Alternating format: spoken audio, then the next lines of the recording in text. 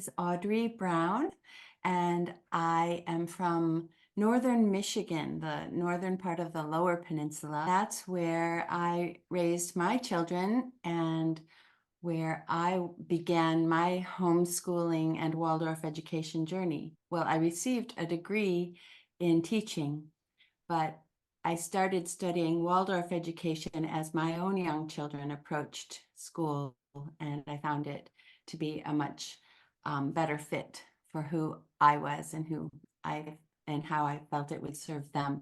So I teamed up with a local Waldorf teacher in northern Michigan, which that's not an easy thing to find.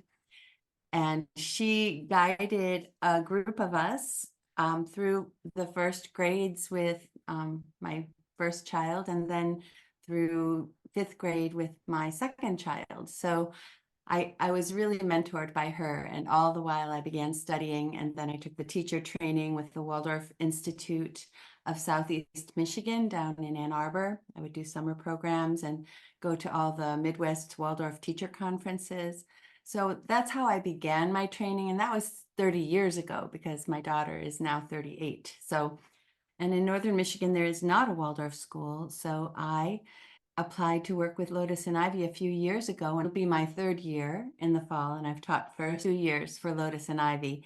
And next year I'll be going with my class to second grade. So that's exciting to stay with some of the same children and to welcome new children as well.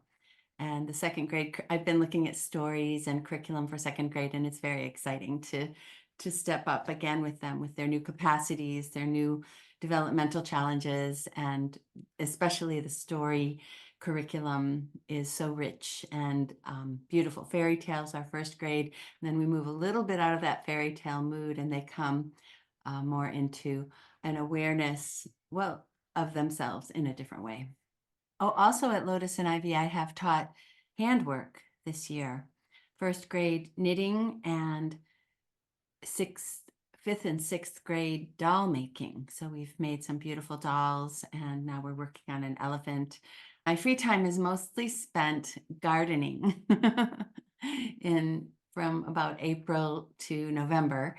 And I like to cook and sew. I do a lot of domestic activities. I like being a householder, and I just got a house a couple of years ago, so I've been slowly fixing it up. And I also run an Airbnb out of a studio that I created, and work with wool and natural dyes. I grow plants and dye wool and linen with flower dyes. So those are a few of the things I like to do.